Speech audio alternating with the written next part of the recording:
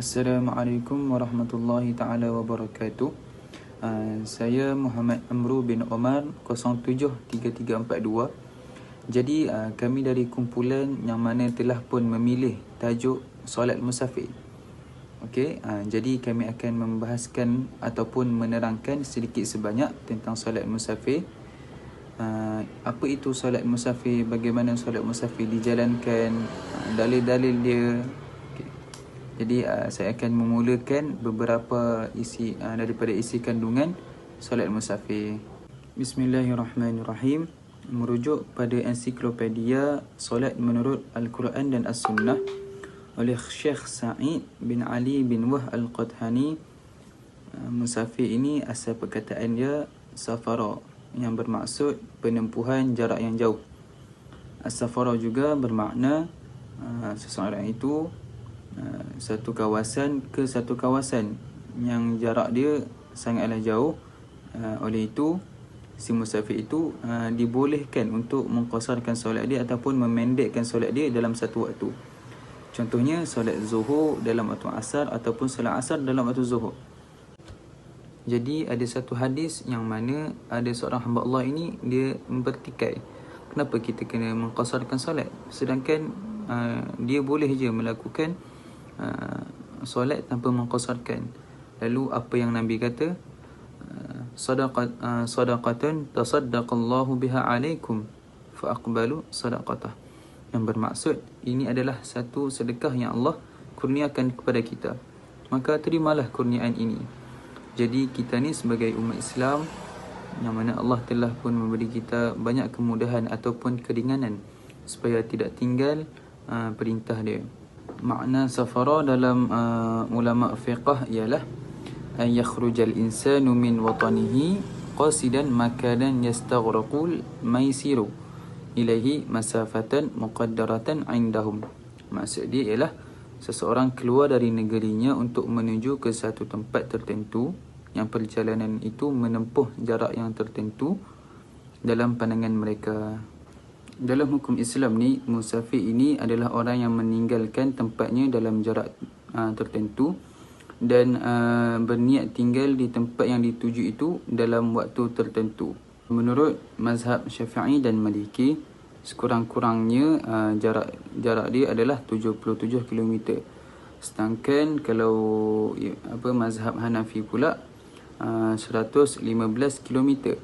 Dan batasan waktunya menurut Imam Ahmad, Imam Syafi'i dan Imam Maliki adalah 4 hari. Sedangkan menurut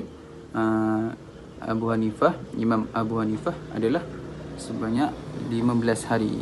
Akan tetapi banyak juga yang berpendapat yang mengatakan bahawa musafir adalah orang yang sedang berpergian untuk tujuan tertentu dengan jarak sejauh 2 marhalah atau perjalanan kurang daripada 80 km.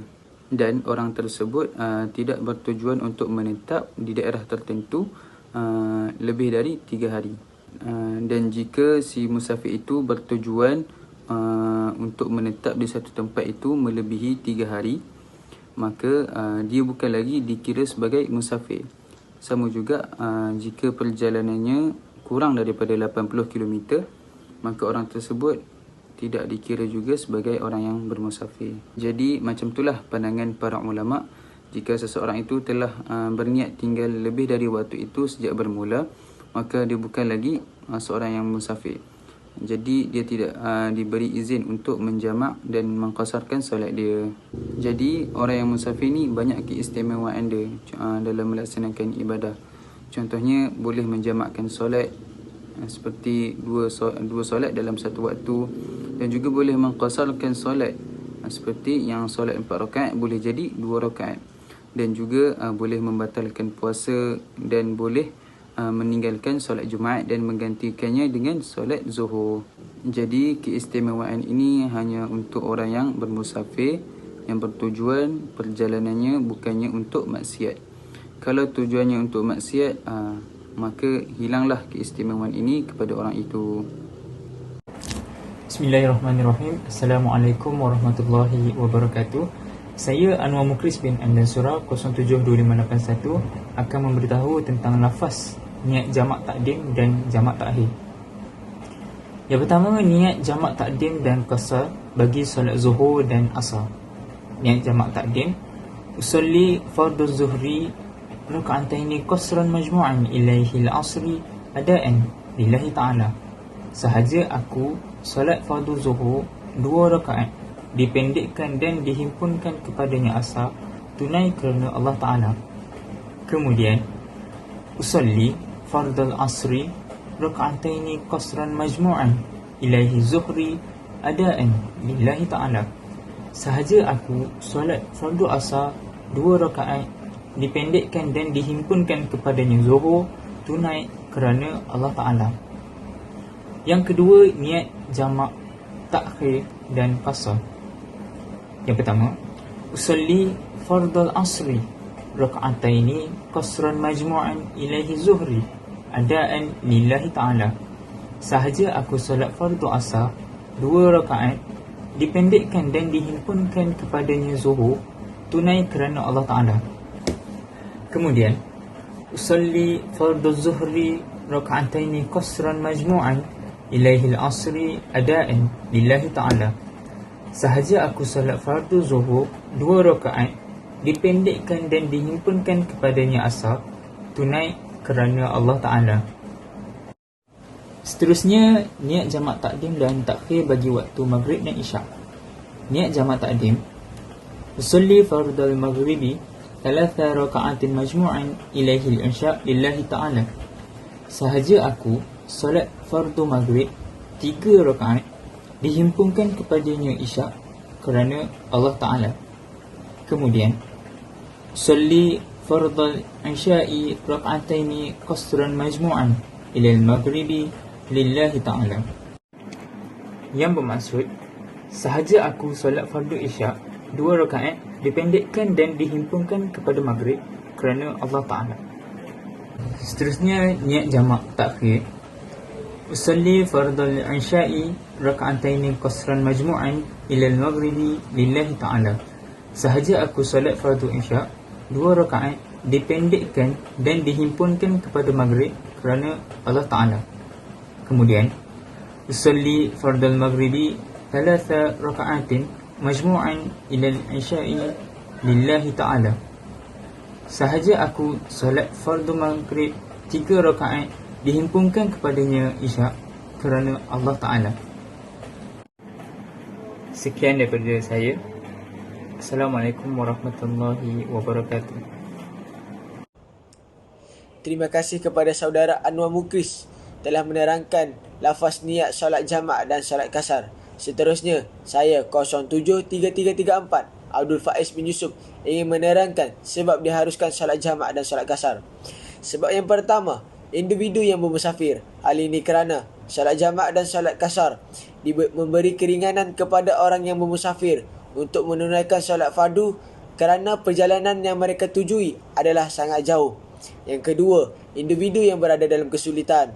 Hal ini kerana solat jamak dan solat kasar memberi kemudahan kepada individu yang berada dalam kesulitan untuk memudahkan urusan seharian. Sebagai contoh, individu yang bermusafir telah berada dalam kehujanan. Mereka menunaikan solat fardu isyak pada solat fardu maghrib. Hal ini kerana memudahkan mereka meneruskan perjalanan.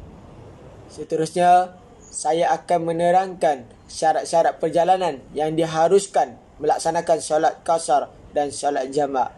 Yang pertama iaitu perjalanan yang jaraknya hingga 92 km dan lebih. Individu yang bermusafir tidak diambil kira perjalanan yang kurang daripada jarak tersebut. Seseorang itu juga hendaklah tidak berniat menetap selama 4 hari di tempat yang dituju selain pada hari mula sampai sehingga pada hari akan keluar. Seterusnya, perjalanan yang tentu tempat tujuannya. Individu yang bermusafir merayau-rayau tanpa tujuan ke tempat yang tertentu dan orang mengikut ketuanya tanpa mengetahui ke mana hendak dibawanya. Perjalanan mereka tidak mengharuskan kasar kecuali menjangkau jarak perjalanan yang jauh. Ini kerana telah diyakini jauh perjalanan. Seterusnya, syarat yang terakhir iaitu perjalanan musafir tidak bertujuan bermaksiat. Individu perjalanan bermusafirnya adalah tujuan berniaga arak, mengamalkan riba atau menyamun. tidak diambil kira bermusafir. Ini kerana qasar merupakan keringanan yang disyariatkan untuk menunaikan tanggungjawab dan ia tidak boleh berkait dengan sebarang maksiat. Sekian, itu sahaja daripada saya. Seterusnya, saya akan memberikan kepada penyampai seterusnya, iaitu Muhammad Azam. Seterusnya saya akan menerangkan cara melaksanakan solat bagi orang yang bermusafir. Orang yang bermusafir adalah orang yang melakukan perjalanan lebih daripada 2 marhalah. Solat bagi orang musafir iaitu solat jamak. Solat jamak terbahagi kepada 2, iaitu solat jamak takdim dan solat jamak takhir. Tata cara pelaksanaan solat jamak takdim. Berikut ini tata cara melaksanakan solat jamak takdim. Yang pertama sekali, berniat untuk melaksanakan solat jamak takdim pada waktu takbiratul ihram. Kemudian mengerjakan solat yang pertama, lalu mengerjakan solat yang kedua tanpa diselangi zikir ataupun doa. Maknanya, lepas solat yang pertama, terus solat yang kedua. Kemudian setelah mengerjakan solat yang kedua, boleh berzikir dan berdoa kepada Allah. Kemudian tata cara pelaksanaan solat jamak takhir. Berikut ini tata cara melaksanakan solat jamak takhir, iaitu berniat untuk melaksanakan solat jamak takhir pada waktu takbiratul ihram. Kemudian mengerjakan solat yang pertama, lalu mengerjakan solat yang kedua tanpa diselangi zikir atau doa, sama seperti jamak takdim. Kemudian setelah mengerjakan solat yang kedua, boleh berzikir dan berdoa. Seterusnya, tata cara pelaksanaan solat jamak qasar.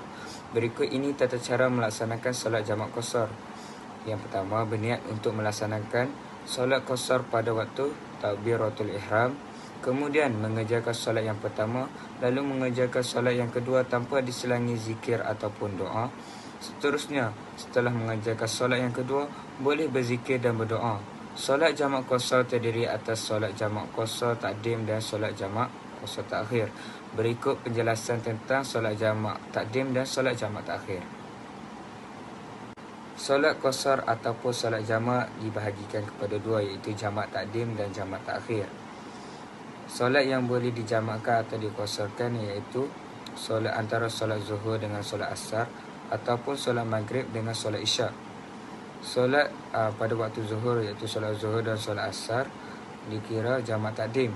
Manakala solat pada waktu asar, solat asar kemudian solat zuhur itu adalah jamak takhir. Begitu juga solat maghrib dengan isyak. Solat pada waktu maghrib, solat maghrib dahulu dan kemudian solat isyak itu jamak takdim. Dan pada waktu isyak, solat isyak dahulu, kemudian solat fardu maghrib, iaitu jamak takhir. Seterusnya, solat jamak qasar takdim pada solat zuhur dan solat asar. Berikut tata cara pelaksanaan solat jamak qasar pada solat zuhur dan solat asar. Yang pertama sekali, mengerjakan solat zuhur terlebih dahulu dengan membaca niat sebagai berikut. Usalli fardhu zuhri raka'ataini jama'at takdimi ma'al asri qasran lillahi ta'ala, yang bermaksud saya berniat solat fardu zuhur 2 rakaat beserta asar dengan jamak takdim serta qasar kerana Allah Ta'ala. Kemudian melakukan solat zuhur sebanyak 2 rakaat. Setelah memberi salam, mengerjakan solat asar sebanyak 2 rakaat. Kemudian solat jamak qasar takhir pada solat zuhur dan solat asar. Berikut tata cara pelaksanaan solat jamak qasar takhir pada solat zuhur dan solat asar. Yang pertama sekali, mengerjakan solat asar terlebih dahulu dengan membaca niat sebagai berikut. Usolli fardal asri raka'ataini jama'at takhiri ma'a zuhri qasran lillahi ta'ala, yang bermaksud saya berniat solat fardu asar 2 rakaat beserta zuhur dengan jamak takhir serta qasar kerana Allah Ta'ala. Kemudian melakukan solat asar sebanyak 2 rakaat. Setelah memberi salam, mengerjakan solat zuhur sebanyak 2 rakaat. Kemudian solat jamak qasar takdim pada solat maghrib dan solat isyak. Berikut tata cara pelaksanaan solat jamak qasar takdim pada solat maghrib dan solat isyak. Yang pertama sekali, mengerjakan solat maghrib terlebih dahulu dengan membaca niat sebagai berikut. Usolli fardal maghribi salasa raka'atin jamak takdimi ma'a isya'i qasran lillahi ta'ala, yang bermaksud saya berniat solat fardu maghrib 3 rakaat beserta isyak qasar dengan jamak takdim kerana Allah Ta'ala. Kemudian melakukan solat maghrib sebanyak 3 rakaat. Setelah memberi salam, mengerjakan solat isyak sebanyak 2 rakaat. Kemudian Solat jamak qasar taakhir pada solat isyak dan solat maghrib. Berikut tata cara pelaksanaan solat jamak qasar taakhir pada solat isyak dan solat maghrib. Yang pertama sekali, mengerjakan solat isyak terlebih dahulu dengan membaca niat sebagai berikut. Usalli fardal isya'i rak'ataini jamak ta'khiri ma'al maghribi qasran lillahi ta'ala, yang bermaksud saya berniat solat fardu isyak qasar beserta maghrib dengan jamak takhir kerana Allah Ta'ala. Kemudian melakukan solat isyak sebanyak 2 rakaat dan setelah memberi salam mengerjakan solat maghrib sebanyak 3 rakaat.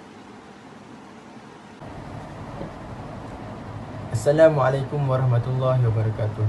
Baiklah, saya akan teruskan kepada kelebihan solat jamak dan kasar. Yang pertama, kelebihannya ialah menunjukkan agama Islam itu mudah.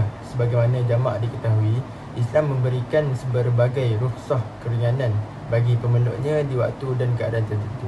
Di antaranya, ketika dalam keadaan perjalanan safar, Islam memberikan 2 kemurahan demi kemudahan melaksanakan solat baginya, iaitu jamak dan kasar.